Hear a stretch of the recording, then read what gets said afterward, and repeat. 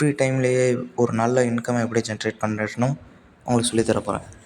Okay case, இப்போ நம்ம வீடியோக்குள்ள போகிறதுக்கு முன்னாடி ஒரு யூஸ்ஃபுல்லான விஷயத்தை நீங்கள் தெரிஞ்சுக்கோங்க. கண்டிப்பாக எல்லாரும் யூஸ்ஃபுல்லாக ஜஸ்ட் சிம்பிளாக இன்ஸ்டாகிராம் வச்சு ஃபேஸ்புக் வச்சு ஒரு போஸ்ட் போட்டு ஒரு டேக்கு 200 to 300 ஆவரேஜ் ஜாயின் பண்ணலாம். ப்ளஸ் இது ஒரு 5 minutes தான் ஸ்பெண்ட் பண்ண போகிறோம் அப்படின்றதுனால யார் வேணால் பயன்படுத்திக்கலாம் இந்த ஆப்பர்ச்சுனிட்டி. இது கொஞ்சம் டீட்டெயிலாக பாருங்கள். ஸ்கிப் பண்ணாதீங்க. பெரிய தப்பு. தினம் 300 ரூபாய் சம்பாதிக்க அரிய வாய்ப்பு. இன்ஸ்டாகிராம், ஃபேஸ்புக் பயன்படுத்த தெரிந்தால் போதும் content post and content publishing மூலமா தினம் 300 ரூபாய் சம்பாதிக்கலாம். இந்த வேலை செய்ய 5 நிமிடம் போதும். Work training support, group communication support, all language customer live chat support, முக்கியமா சொந்தமா ஒரு பிசினஸ் ஸ்டார்ட் பண்ற அளவுக்கு உங்களால கற்றுக்கொள்ளவும் முடியும், சம்பாதிக்கவும் முடியும். இந்த வேலை வாய்ப்பு வழங்குவது 5 வருடத்திற்கு மேல ரன் ஆகிட்டு இருக்க நம்ம தமிழ்நாட்டு company school of business organisation private limited. மேலும் விவரங்களுக்கு டிஸ்கிரிப்ஷன்ல கொடுத்திருக்க நம்பருக்கு வாட்ஸ்அப் பண்ணுங்க. உண்மையான படிப்பு. டிங்கு அப்புறம் ரிங்கி 2 பேரும் இரட்டை குழந்தைகள். ஒரே ஸ்கூல்ல ஒரே கிளாஸ்ல படிச்சுக்கிட்டு இருந்தாங்க. அவங்க 2 பேரும் நல்லா தான் படிப்பாங்க. ஆனா அடிக்கடி டிங்கு தான் அதிக மார்க் வாங்குவான்.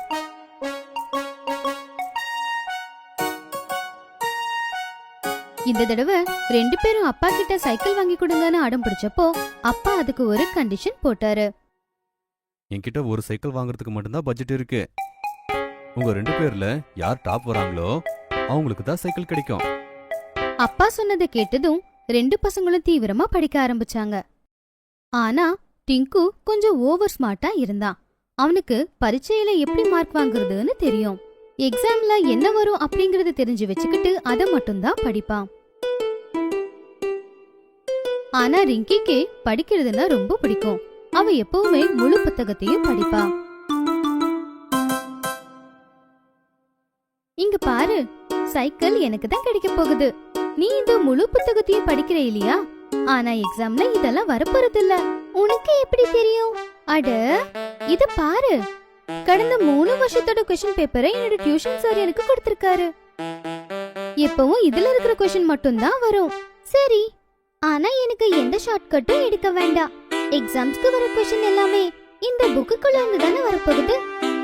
என்ன படிக்க விடு, டிஸ்டர்ப் பண்ணாத. 2 பசங்களும் அவங்க வழியில படிக்க ஆரம்பிச்சாங்க. கடைசியில எக்ஸாம்ஸும் முடிஞ்சிருச்சு. ஹே, எக்ஸாம்ஸ் முடிஞ்சிருச்சு, நீ ஜாலியா இருக்கலாம். கொஞ்ச நாளுக்கு அப்புறம் ரிசல்ட்ஸ் அனௌன்ஸ் பண்ணாங்க. ஒவ்வொரு தடவையும் நடக்கிற மாதிரி தான் அன்னைக்கும் நடந்துருந்துச்சு. டிங்கு டாப் ரேங்க் வந்தான். ரிங்கி செகண்ட் வந்தா. ஹே, இப்ப எனக்கு சைக்கிள் கிடைக்க போகுது. ஹையா!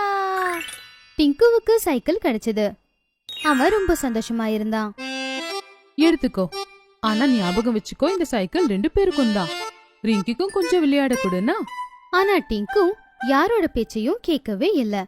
அவன் சைக்கிளை ஒட்டிக்கிட்டு வேகமா போயிட்டான். அதுக்கப்புறம் அன்னைக்கு சாயந்தரம் டிங்கு அப்புறம் ரிங்கியோட ரிசல்ட் நல்லா வந்ததுனால அவங்க ஃபேமிலியோட வெளியே சாப்பிட போனாங்க.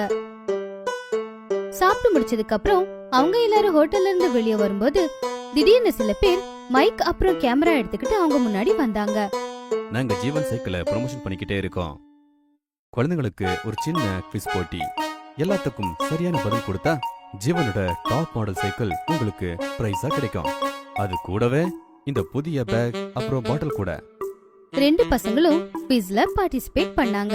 குவிஸ்ல இருந்த क्वेश्चंस எல்லாமே அவங்க புக்ல இருந்து தான் கொடுத்திருந்தாங்க. ஆனா எக்ஸாம் பேப்பர் மாதிரி இல்லாம வித்தியாசமா இருந்துச்சு. ரிங்கி புக்ஸ் எல்லாத்தையும் நல்லா படிச்சிருந்தா. அதனால கொஞ்ச நேரத்திலேயே அதுல இருந்த எல்லா क्वेश्चंसக்கும் ஆன்சர் டிக் பண்ணிட்டா.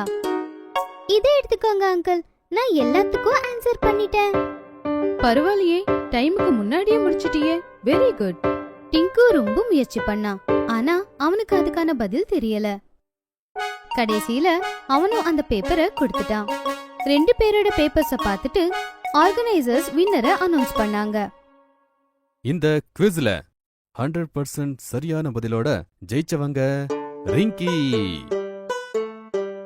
ரிங்கிக்கு பிரைஸா ஒரு சைக்கிளும் கொடுத்தாங்க. கூடவே மத்த பொருட்களையும் கிஃப்டா கொடுத்தாங்க.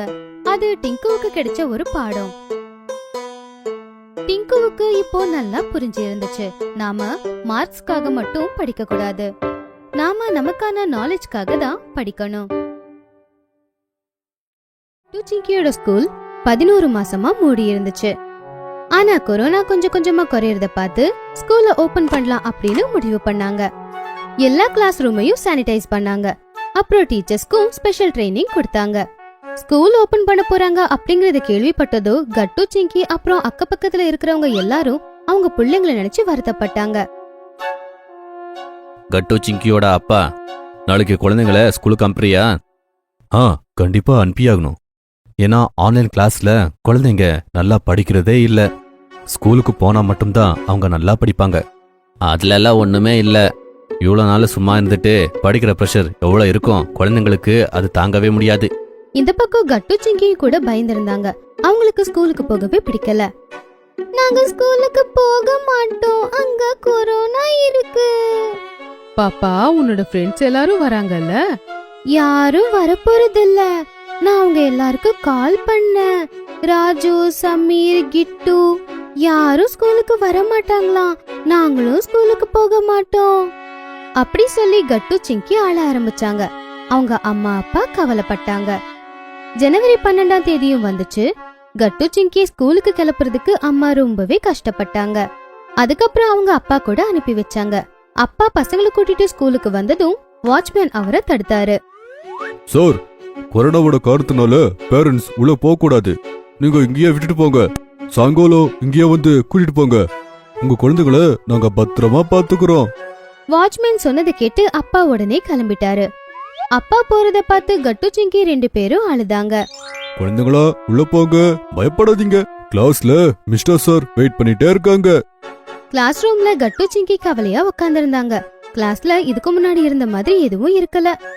எல்லா பசங்களையும் ரொம்ப தூரமா உட்கார வச்சிருந்தாங்க.